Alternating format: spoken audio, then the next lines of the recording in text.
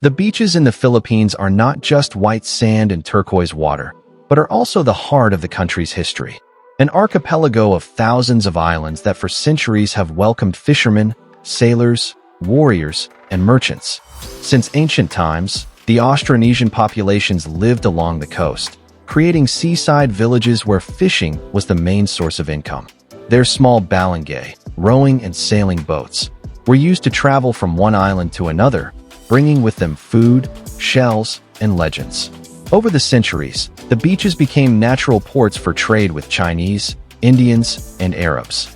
These contacts also left visible marks on the island's maritime culture, influencing the language, trade, and even clothing. Even today, in certain fishing villages, nets woven with ancient techniques dating back to those distant times are still used. When the Spanish arrived in the 16th century, they immediately noticed the beauty of these coasts. The beaches were used as landing points, but also as sacred places where the inhabitants paid homage to the spirits of the sea.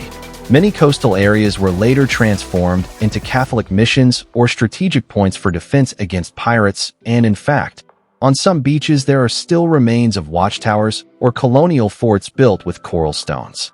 During the American era, Philippine beaches changed face, becoming places of recreation for soldiers and families on military bases, especially in Luzon and Cebu. The first wooden resorts appeared, along with the first coconut palms planted specifically to provide shade for visitors. During the post-war period, many of these beaches remained isolated, but some became famous for their tranquility and pristine landscape. In the 1980s and 1990s, tourism exploded, and islands like Boracay, Palawan, and Siargao began appearing in travel magazines around the world. The white sand, transparent sea, and dreamy sunsets made the Philippines one of the most beloved tropical destinations globally. Unfortunately, this boom also led to environmental problems, including coastal erosion, illegal construction, and marine pollution. In response, the government temporarily closed some beaches to restore the ecosystems, as happened on Boracay, which, after months of cleanup and regulations, returned to its splendor. Today, Philippine beaches are still among the most beautiful in the world. But their story continues. Each island has a tale made of corals and storms of smiles, and local songs of fishermen who go out at dawn and of tourists who admire the sea without knowing how many lives have passed through those grains of sand. The beaches of the Philippines are not just postcard-perfect places, but true gateways to a world of ancient stories and vivid dreams. Every grain of sand has seen the bare feet of fishermen, the oars of light boats, lovers of the sea, and spirits of the wind whispering among the palm trees. When you arrive on a Philippine island, time changes pace. You smell the salt, you hear the sound of the waves, and you understand that there is something deeper there. Boracay, now famous for its fine white sand, was once a sacred place for the Adi tribes who used the beach for ritual dances and offerings to the sea spirits.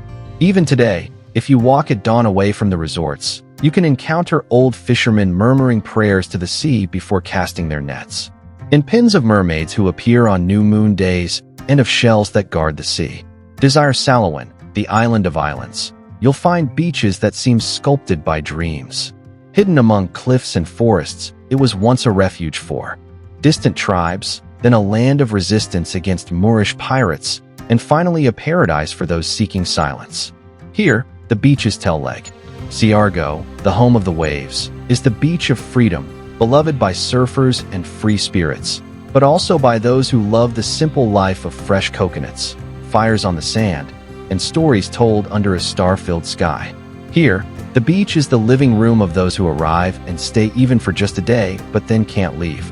Cebu, on the other hand, with its golden beaches, blends history and modernity. Once a port of exchange between peoples, now a beating heart of tourism.